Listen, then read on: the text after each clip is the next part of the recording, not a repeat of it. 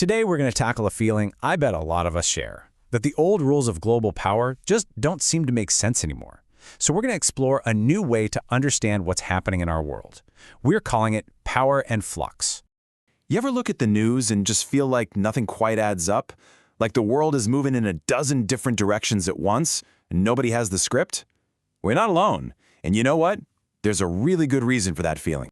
This feeling of disconnect, it's captured perfectly in our source material. The official language we hear still sounds like one world, but the actions we see, well, they belong to a completely different one. We're hearing all this talk about old rules and alliances, but we're seeing actions that feel like they're from a totally new playbook. And that gap is exactly what we're going to dive into today. To get a handle on this new playbook, we're going to look at 5 global hotspots that, on the surface, seem to have nothing to do with each other. But by looking closer, we're going to start to see a hidden pattern that connects them all. Think of it like we're piecing together clues to solve a much bigger puzzle. Okay, first up, let's head to Venezuela. Here we see a super clear example of direct intervention into a nation's most vital resource. So here's what we know for sure. The U.S. has taken direct action and is now basically overseeing Venezuela's oil money. But now, look at the contrast on this slide with what we don't know. There's no public timeline, no clear statement on who ultimately controls this thing. So the key point here isn't just about pressure from the outside. It's that the U.S. has put itself inside the flow of Venezuela's most critical resource. Okay, so moving from that very direct control, let's switch gears to a much more complex situation. Our second case study, Iran. What you have here is a story of internal unrest crashing into some really sustained external pressure. So on one hand, you see things happening you can point to. Protests, the exiled crown prince re-entering the conversation, the U.S. threatening Iran's trading partners. But look at all those unknowns. Does the prince actually have real support inside the country? Is the U.S. really going to back him? Nobody knows. It's a total wait-and-see situation, not some predictable script.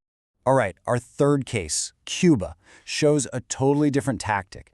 Instead of direct intervention, power is being used indirectly by leaning on the country's critical dependencies. So the U.S. has demanded that the flow of Venezuelan oil to Cuba has to stop. And because Cuba is so reliant on that energy, it's being squeezed through its connections, not through some direct confrontation. The big questions are pretty obvious. Can Cuba find a new source of energy and fast? And how is its government going to react to this kind of pressure? Okay, for our fourth glimpse of power in action, let's jump over to Taiwan. This is just a perfect example of deterrence, where there's no final resolution in sight. What's happening here is a very clear cycle of action and reaction. China holds these huge military drills. The U.S. responds with major arms sales to Taiwan. But here's the thing, nothing is actually being solved. The situation just keeps cycling, and the huge question mark hanging over everything is whether this constant escalation is actually making things safer or way more dangerous. And for our final piece of the puzzle, we're going to Greenland. This is where we see how even just the idea of change, just the suggestion, can be used as a really powerful tool.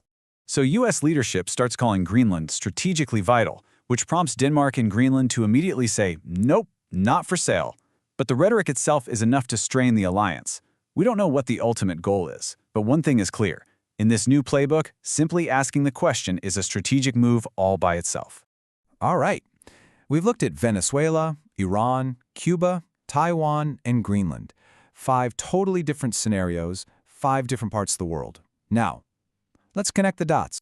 What's the one strategy that links all of this? Controlling Venezuelan oil, pressuring Iran's trade partners, squeezing Cuba's energy, managing military positions around Taiwan, and even just testing the boundaries of an alliance with Greenland? What is the common thread? Well, the common thread is this concept of flows. And you should think of these as the critical streams that make the world work. The flow of oil, the flow of trade, the positioning of military forces, and yeah, even the boundaries of alliances. These are basically the arteries of global power.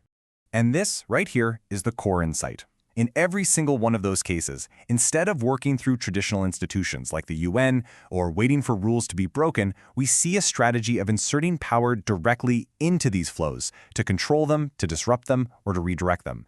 This is a massive shift. So let's actually put the old playbook right next to today's reality. When you see them side by side, you'll see just how different things are.